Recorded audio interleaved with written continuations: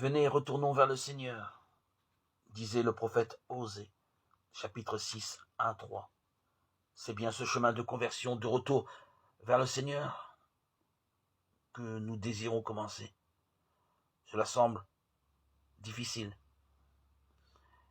Et pourtant, qu'est-ce que cela au regard de notre vie? Venez, retournons vers le Seigneur qui verse de l'eau dans un bassin, se penche vers nous, se penche vers le sol, pour se mettre au plus bas et se met à nous laver les pieds. Jésus se fait esclave, il fait les gestes de l'esclave. Dans les sociétés antiques, il lave les pieds de ceux qui ont parcouru la terre et dont les pieds sont couverts de poussière. Et pour cela, il verse de l'eau dans un bassin, il verse l'eau dont Pierre, qui nous ressemble tant, conteste l'usage, mais dont Jésus assure que celui qui ne descend pas dans l'eau dont il nous lave n'aura pas de part avec lui.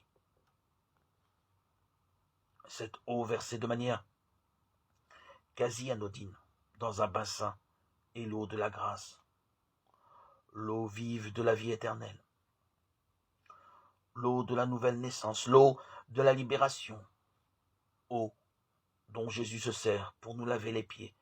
Pourquoi les pieds? Pourquoi pas les mains ou la tête? Parce que les pieds placés au plus bas de notre corps sont les points de contact avec le sol, la poussière dont l'homme est tiré. Ils sont comme le socle de notre existence, et ils permettent la station debout et la marche, deux conditions d'épanouissement et de développement de l'être humain.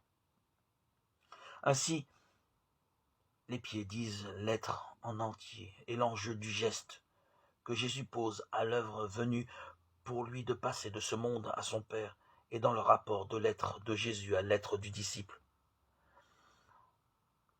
En s'engageant totalement dans le lavement des pieds de ses disciples, Jésus appelle l'engagement total de ces derniers.